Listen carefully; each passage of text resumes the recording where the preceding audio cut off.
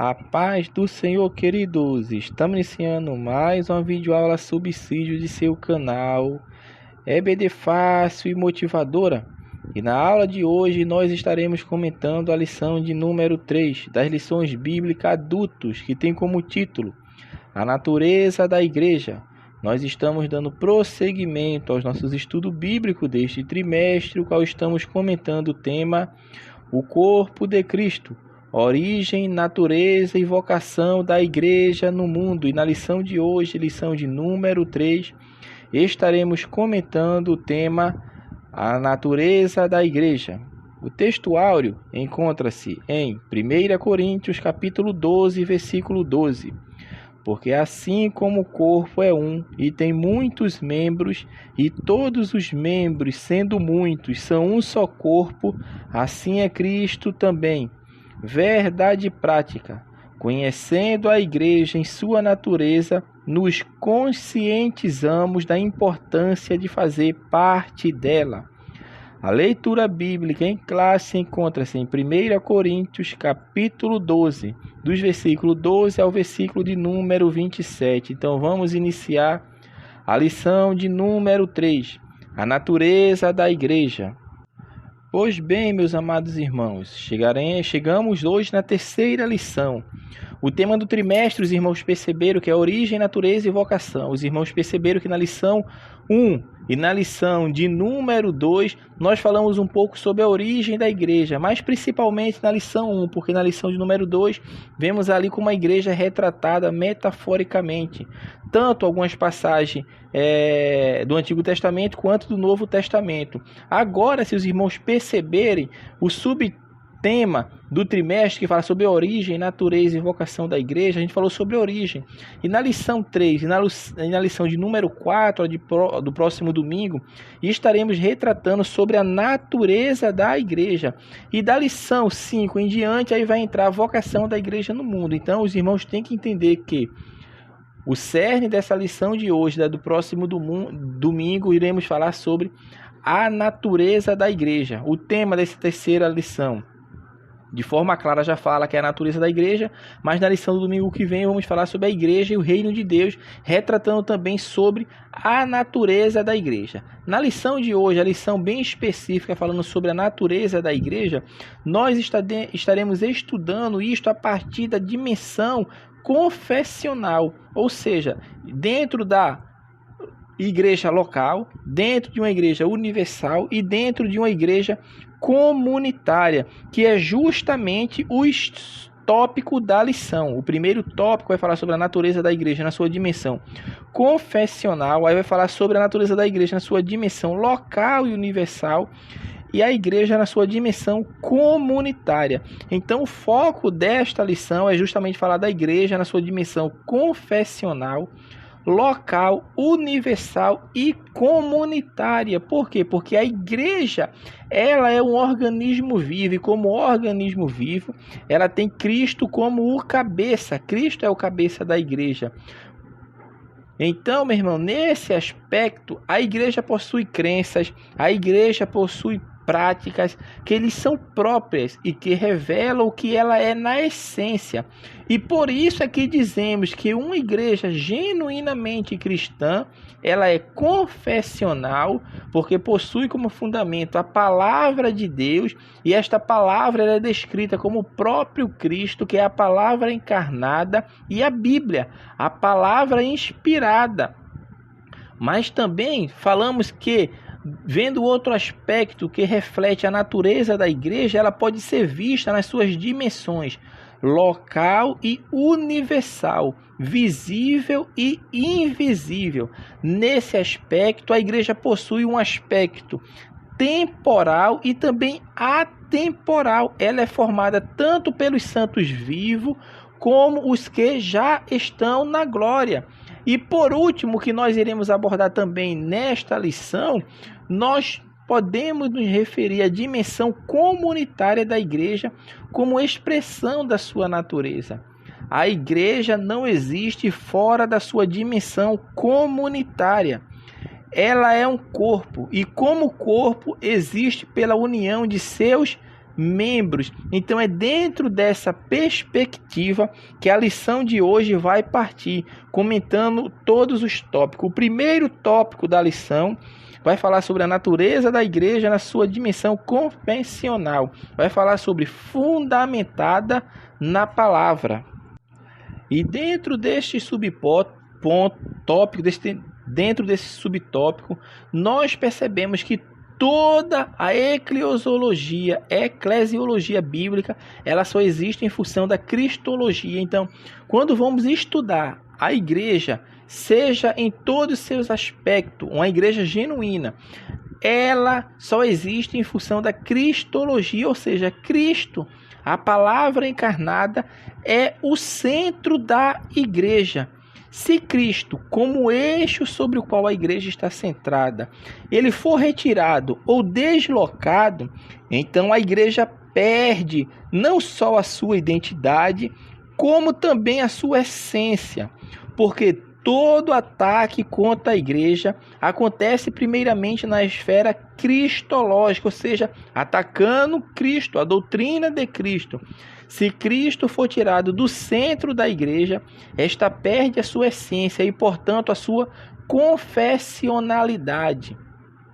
Então, dentro desse aspecto, a igreja ela é fundamentada na palavra, que é Cristo, a palavra encarnada, que é o centro da igreja, mas também há outro aspecto da logocentricidade da igreja, ou seja, também a igreja é fundamentada na palavra inspirada. E o que nós estamos falando sobre a palavra inspirada? Sobre a Bíblia Sagrada. Temos a palavra Cristo, a palavra encarnada, que é o centro da igreja, mas também temos a palavra inspirada, que é as Sagradas Escrituras, que é a palavra inspirada, que foi inspirada pelo Espírito Santo, e hoje é a que nós temos acesso à palavra escrita, a palavra inspirada de Deus para toda a humanidade. E como falamos anteriormente, que todo ataque contra a igreja vai acontecer primeiramente na esfera cristológica, porque Cristo é a palavra encarnada, é o centro da igreja. Por outro lado, a igreja também ela é atacada na sua cristologia, da mesma forma que acontece na cristologia, acontece com as Sagradas Escrituras, como a palavra inspirada. Por isso, é o que mais nós percebemos nos dias atuais, é o ataque não somente a Cristo, às doutrinas cristológicas, mas também às Santas Escrituras, a palavra de Deus, que ela é muitas vezes hoje procuram descredibilizar a palavra de Deus, tornando-a como se fosse um livro qualquer. Por quê? Porque isso é um ataque do inimigo contra a sua igreja. Então, a igreja, dentro dessa sua natureza confessional, ela é fundamentada na palavra encarnada Cristo e na palavra inspirada, que é as Sagradas Escrituras. Então, esse é o fundamento de que a igreja está alicerçada. O tópico 2 vai falar sobre habitada pelo Espírito. Dentro desse segundo subtópico, nós vamos perceber, dentro desse aspecto confessional da igreja, da sua natureza, é que ela é pneumodinâmica, ou seja, pneumo que se refere a espírito do grego, e dinâmica que ela não é estática, mas ela é dinâmica no sentido de estar sempre em movimento. Então, nós percebemos que o Espírito, a gente já estudou sobre isso, que o Espírito Santo ele mergulha o cristão na igreja, que é o batismo que é efetuado pelo Espírito Santo, que é diferente do batismo que é efetuado por Jesus, que Jesus é que batiza os crentes com o Espírito Santo, ou seja, Cristo que é o batizador. Já quando o homem aceita a Cristo, o Espírito Santo insere ele no corpo de Cristo. É esse batismo aqui, esse mergulho que o autor está falando, é o crente, o pecador que se converte a Cristo regenerado, ele é mergulhado no corpo da igreja. Então, a partir desse momento, ele passa a fazer parte da igreja. Por isso, o autor colocou aqui. Então, tudo isso que nós estamos falando é que, na regeneração, o crente ele torna-se membro do corpo de Cristo, porque ele é selado agora com o Espírito Santo, que é o batismo no corpo de Cristo, que quem é o corpo de Cristo? É a igreja, é um batismo de iniciação na fé cristã, que tem o Espírito como agente, como eu falei anteriormente. E esta dupla ação do Espírito Santo, que ele tanto insere o crente, o homem que se converteu a Cristo, que é o crente, no corpo de Cristo, o corpo de Cristo ele também é habitado pelo Espírito Santo, porque o Espírito Santo ele habita em cada um dos crentes. Então, como o Espírito Santo agora ele faz parte do interior da vida de cada crente, a igreja automaticamente ela é habitada pelo Espírito Santo, porque a igreja como corpo ela tem o Espírito Santo habitando em seu meio, porque o Espírito Santo é a força motriz da igreja. Porque o Espírito Santo trabalha na vida do homem desde quando ele era um pecador. Porque a palavra de Deus nos fala que quem convence o homem do pecado, da justiça e do juízo é o Espírito Santo. Então o Espírito Santo ele já trabalha na vida do ser humano antes mesmo dele fazer parte do corpo de Cristo. Imagine só, se ele antes de fazer parte do corpo de Cristo, o Espírito Santo já está trabalhando na vida dele, convencendo do seu pecado, do juízo, da justiça de Deus, para ele fazer parte do corpo de Cristo. Agora imagine agora o crente habitando no corpo de Cristo, fazendo parte do corpo de Cristo. Então é este ponto aqui que o autor está falando, que na natureza confessional da igreja ela é habitada pelo Espírito Santo. E o autor encerra esse primeiro tópico falando que quem faz parte da igreja anda no Espírito, que é o último subtópico deste ponto. Então, neste ponto aqui, o autor vai mostrar justamente isso, que aquele que já foi inserido no corpo de Cristo, que está fazendo parte da igreja de Cristo, agora ele vai andar em espírito. Por quê? Porque ele agora é novidade de vida. A palavra de Deus nos fala que eis que as coisas velhas se passaram e tudo se fez novo. Então, o crente que agora está inserido no corpo de Cristo, vou falar o homem que agora está inserido no corpo de Cristo, ele é uma nova criatura, ele passou pelo processo de regeneração, justificação e está em processo de santificação.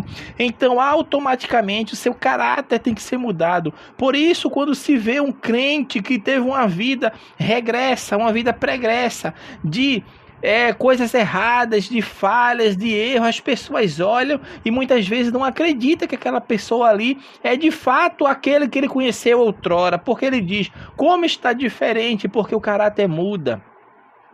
É andando em espírito, porque ele agora faz parte do corpo de Cristo. E como parte do corpo de Cristo, ele agora é novidade de vida. Anda fazendo as coisas que são inerentes ao Espírito Santo, porque a Bíblia fala, se vivemos em espírito, também devemos andar em espírito. Então, o crente que de fato está inserido no corpo de Cristo, ele não somente vive em espírito, mas ele anda em espírito, porque o Espírito Santo habita nele. E o Espírito Santo agora é seu guia, é o seu capacitador. E quem tem o Espírito Santo está trabalhando, não fica parado, inoperante.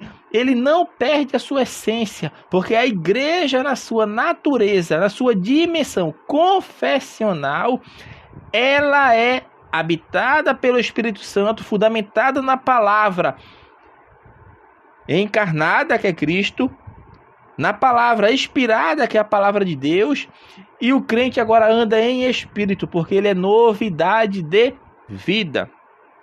O segundo tópico da lição, o autor vai falar sobre a natureza da igreja nas suas dimensões local e universal. Vai falar sobre a igreja local e a igreja visível. Neste ponto aqui, o autor vai falar justamente sobre a igreja de ser vista no seu aspecto visível, no seu aspecto exterior. Ou seja, então, dentro dessa perspectiva de local e visível, a igreja da qual todos temos consciência de que existe e de que fazemos parte, essa igreja aqui, local e visível, é a igreja da qual todos temos consciência de que existe e da qual fazemos parte.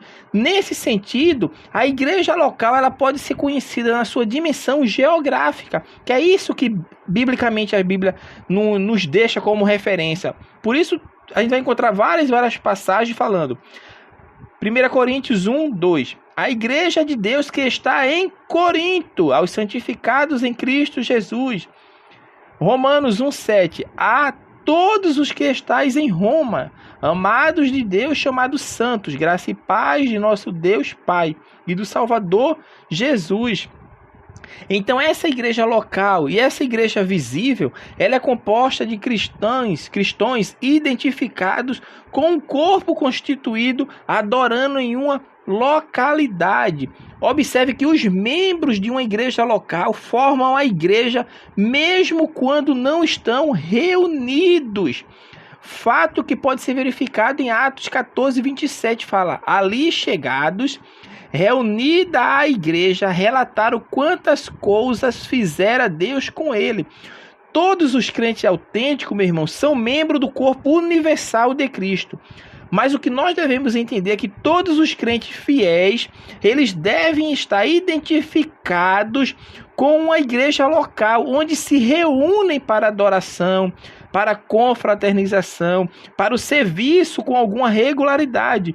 Os cristãos não podem ser propriamente crentes no isolamento, pois não são apenas crentes, são também discípulos, são irmãos e membros de um corpo. Então, dentro dessa sua dimensão local e visível, nós aqui estamos falando justamente sobre a igreja que a gente vê. São os cristãos que nós vemos, é a igreja exterior. Por isso nós falamos, hoje eu vou à igreja em tal lugar. Vamos supor, vou à igreja de Belém, uma dona conhecida de Belém, lá em São Paulo. Ou seja, ali é uma igreja local, é uma igreja visível. Então é dentro desse aspecto que o autor está falando. A igreja na sua dimensão local e visível. E dentro dessa igreja, na sua dimensão local e visível, aí que entra o segundo subtópico, que vai falar sobre as particularidades da igreja. Então, dentro desse aspecto da igreja na sua particularidade, percebe justamente essas diferenças das igrejas locais e visíveis. Por quê? Porque os problemas que são encontrados em uma não são necessariamente os problemas que são encontrados em outra.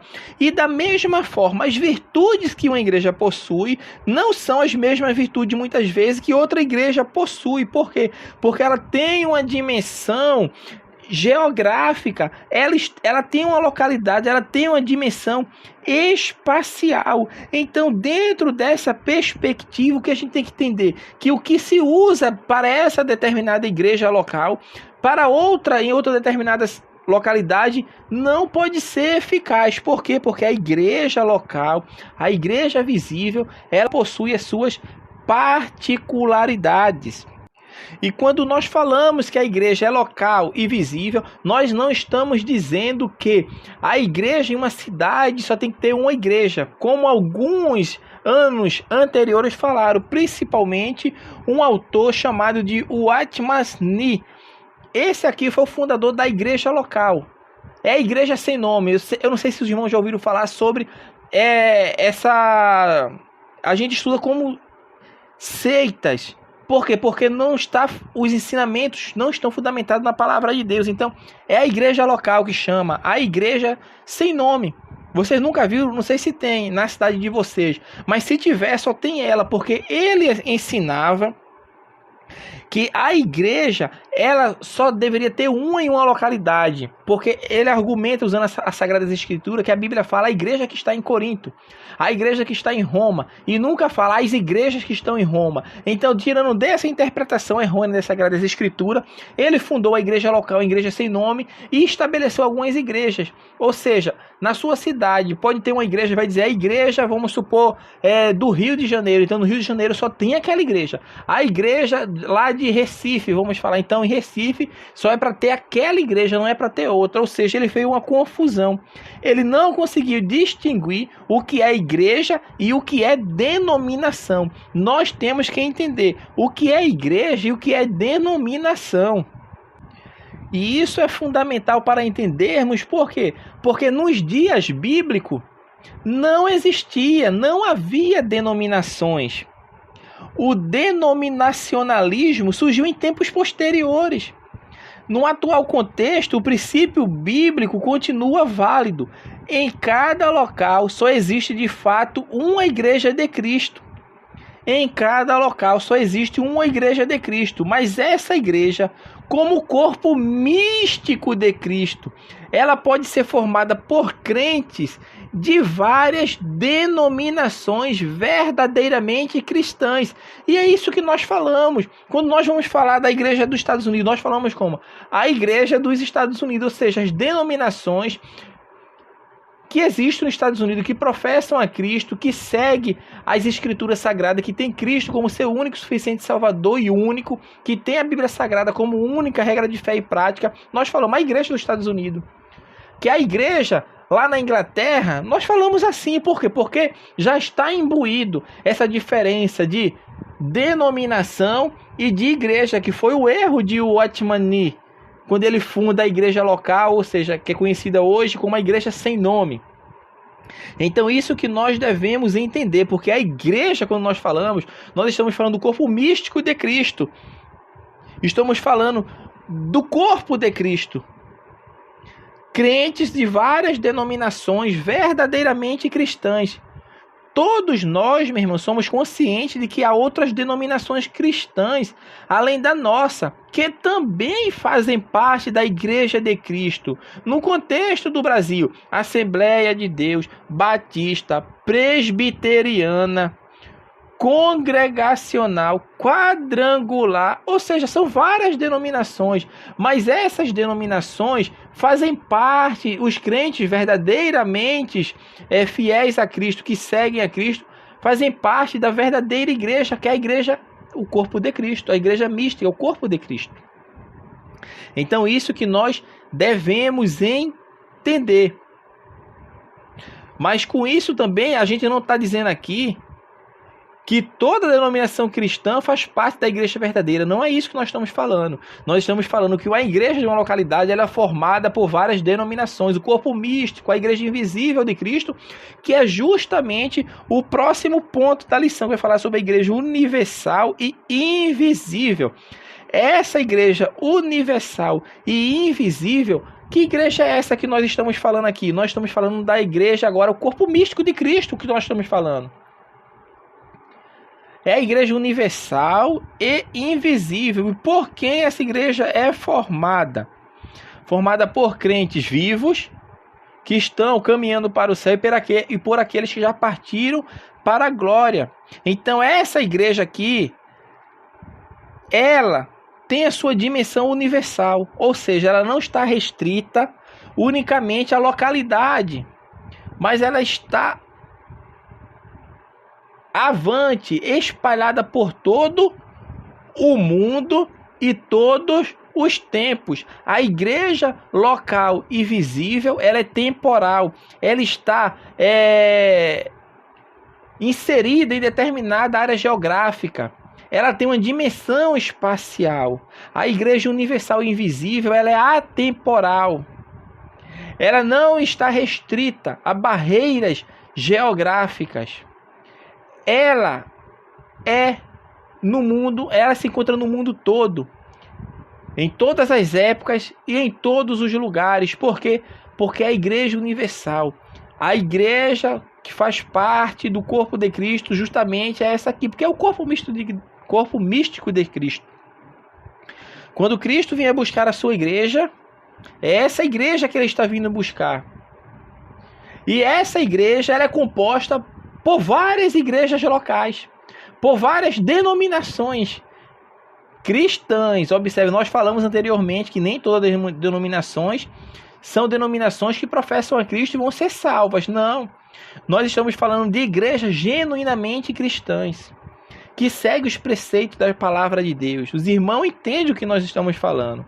Então a igreja, nesse seu sentido universal e invisível, ela não está restrita a uma localidade, não está restrita ao tempo, porque quem compõe essa igreja universal, todos os crentes de todas as épocas, até Jesus voltar, essa igreja está sendo acrescida de pessoas salvas em Cristo Jesus. Então, é isso que nós estamos falando aqui para os irmãos, e a gente tem que entender justamente isto. O terceiro e último tópico da lição vai falar sobre a igreja na sua dimensão doutrinária, na sua dimensão comunitária. A igreja, na sua dimensão comunitária, vai falar sobre a igreja, ela é una. Então, o que significa a igreja ser una? Quer dizer que ela é indivisível. A igreja, ela é indivisível. E é justamente essa analogia que o autor vai colocar aqui, por isso nossa leitura bíblica em classe é o texto de 1 Coríntios capítulo 12 ali, que vai falar justamente tratando a igreja como corpo humano. Vai mostrar a igreja com diferentes membros que exercem diferentes funções, ou seja, as pessoas ali que estão inseridas na igreja são pessoas diferentes, assim como acontece no nosso corpo. O dedo é diferente do pé, do olho, da orelha, do ouvido, mas cada um tem uma função dentro do corpo de Cristo. Então, a igreja verdadeiramente cristã, ela é unida, porque não pode haver divisão no corpo. Então, a unicidade da igreja, quando a gente fala que a igreja é una, estamos falando sobre a coordenação, ou seja, a igreja como corpo tem que andar em unidade, e é justamente essa unidade, e Cristo é a cabeça do corpo. Então, o corpo, que é a igreja, somos nós. E cada um de nós exercemos uma função dentro do corpo. Embora sejamos diferentes um do outro, entretanto, fazemos parte do mesmo corpo. Isso é o que quer dizer sobre una. E, consequentemente, já entra no segundo subtópico, sobre essa unidade da igreja. Unidade da igreja. E esse texto que Paulo vai citar, que o autor cita aqui, Filipenses 2:2, completai o meu gozo para que sintais o mesmo, tendo o mesmo amor, o mesmo ânimo, sentindo a mesma coisa. Ou seja, está falando dessa unidade. Porque o autor coloca aqui, como o corpo de Cristo em sua forma coletiva, deve zelar pela unidade. Quando nós machucamos o nosso dedo midinho, o corpo todo sente. Quando nós cortamos, seja a mão, o dedo, o pé, a perna, o corpo todo sente. O que o corpo faz? Ele vai dar atenção, entre aspas, àquela localidade que precisa ser restaurada. A primeira coisa que faz é os glóbulos, ali, se eu não me engano, os glóbulos brancos, fazer com que a ferida feche para sanar, para parar o sangramento. Ou seja, o corpo todo vai agir para sarar, para restaurar determinada parte que foi afetada por um corte ou algum machucado, alguma coisa do tipo. E Paulo usa isso enfaticamente para mostrar que a igreja de Cristo é como se fosse um corpo. São diferentes membros, mas trabalhando em unidade, em benefício do corpo. É isso que nós devemos entender. Por isso, a igreja, na sua dimensão comunitária, ela é una e ela tem que ter unidade. E dentro da unidade, o autor vai encerrar falando sobre a diversidade, que é o que nós já estamos falando. Cristo falou sobre isso aos discípulos. Leia o capítulo 17 do livro de João. Ali a unidade de essência.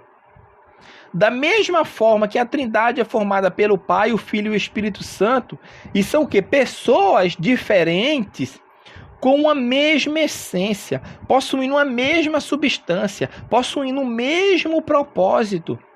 De igual maneira, os crentes, que são o corpo de Cristo, devem buscar esse tipo de unidade.